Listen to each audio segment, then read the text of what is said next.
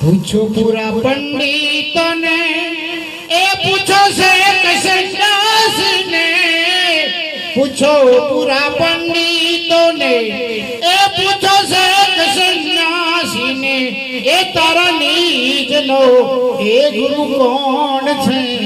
અરે રે તારા નીજનો એ ગુરુ કોણ છે? આ નિજિયા પંથની વાત છે, આ મહાધર્મની વાત છે, આ બીજ ધર્મની વાત છે, આ સનાતન ધર્મની વાત છે. આ જેવો તેવો પંથ નથી. આજથી હજારો વર્ષ પહેલા જ્યારે પૃથ્વી નહોતી એ વખત પણ આ હતો. તો ઘણા કે એને કોણ માનતું? અરે ભાઈ આ નીજ છે એ હતો, અને તમારા બધામાં નીજ બેઠો છે. જેમ બીજમાં બીજ છે, દૂધમાં આપણે બધા કહીએ ને કે ઘી છે, પાણીમાં પાણી છે, એમ મગમાં પણ એક મગ છે, અને તમારા બધામાં પણ એક નીજ બેઠો છે. આ નીજનો ગુરુ છે ને, અને ઘણા લોકો કહે કે ગુરુ તો સૌથી પ્રથમ પુરુષ જ્યારે પૃથ્વી ઉપર આવ્યો, અને એ વખત એનો ગુરુ કોણ હતો? બોલો. કોઈ પણ માણસ હતો નહીં, ફક્ત એક જ, જેને મનુ મહારાજ કહીએ છીએ આપણે. મનુ સૂત્રમાં બે જણા હતા, અને એમને આ પૃથ્વીનો વિકાસ કર્યો.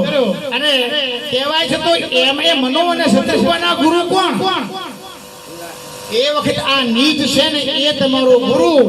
અને નીજને જો ઓળખશો તો આ બધું ઓળખાઈ જશે. આ ભજન એના માટે છે.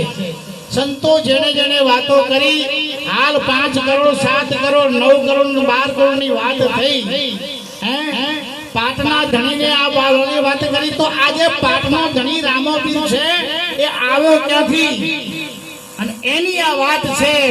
4 યુગમાં પહેલા તે પહેલો પાઠ માંડ્યો, 5 કરોડ તર્યા. બીજા યુગમાં હરિચંદ્રે 7 કરોડ તર્યા. ત્રીજા યુગમાં યુધિષ્ઠિર રાજાએ પાઠ માંડ્યો, 9 કરોડ તર્યા. અને છેલ્લે કળયુગમાં આલ જે ગિરનારમાં દત્તાત્રેયની ટૂંક છે ત્યાં બકરી ઢોકેલી પડી છે, જે કોળી કરેલી હતી એ. અને ચોથા યુગમાં બળીરાજાના પાઠમાં મચ્છંદર ગુરુ મહારાજ હતા, અને ઈ પાઠમાં બકરી બેઠી થઈ નહીં. પેલા યુગમાં હાથી જીવતો થયો, એ સિંહલદીપમાં ગયો. બીજા યુગમાં ઘોડો જીવતો થયો, હાલ સૂર્યરથમાં ગયો.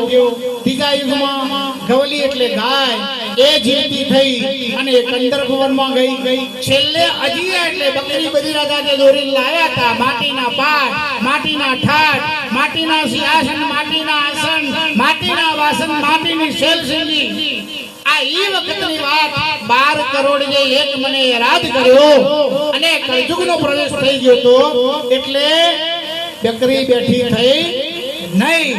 હવે એ વખતે સત મહારાજે કહેલું કે ભાઈ કળયુગમાં આ પાઠમાં બકરી બેઠી થશે. પણ થયું એવું, બળીરાજાના પાઠ પછી બકરી જે બેઠી નહીં થઈ, એટલે બળીરાજાએ પાઠને ઢોકી દીધો અને પાઠની પ્રથા બંધ થઈ. હવે પ્રથા ચાલુ હોય તો બકરી બેઠી થાય ને ભાઈ. એટલા માટે પરમાત્માને અહીં પૃથ્વી ઉપર આવવું હતું, પણ કારણ.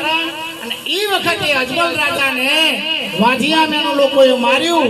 અને એ કહેવાય છે કે દર પૂનમે દ્વારકામાં જતા હતા, અને બ્રાહ્મણો એમને કહ્યું કે આ રોજ પથ્થર ફાડે છે. કહ્યું કે જા તારો પરમાત્મા દરિયામાં છે, દરિયામાં ભૂસકો મૂક્યો. અને એ પરમાત્મા એમને જીલીધા કે અજમલ રાજા બોલો કેમ આવવું થયું? કે પ્રભુ પરમાત્મા એક શેર માટીની ખોટ છે, એટલે પરમાત્મા તમને પુત્ર આપો. અને એ પુત્ર આ પોતે વિષ્ણુ ભગવાન રામદેવ થઈને અવતરેલા. બોલો રામાપીર કી. એટલે રામાપીર વિષ્ણુ ભગવાન પોતે જ છે, જેને પરબ્રહ્મ પરમાત્મા કહેવાય. જેને 52 પરચા પૂર્યા, અને 52 પરચા પૂર્યા પાઠ ઉપર. અને પાઠ ઉપર એટલા માટે પૂર્યા કે કળયુગમાં આ પ્રથા ચાલુ રહે. અને હાલે એ આપણે વાવેલો છોડ ચાલુ છે, આપણે બધા પાઠ માંડીએ છીએ. અને કહેવાય છે કે નિષ્કલંક એટલે નકળંક રાજા એ અવતાર ધારણ કરીને આવશે, ભેગડીને હારે લગ્ન કરશે. દ્રૌપદી એમના પોખણો ફૂંકશે, કુંતા માતા, ભીમ, અર્જુન ને આ બધા ભેળા હશે.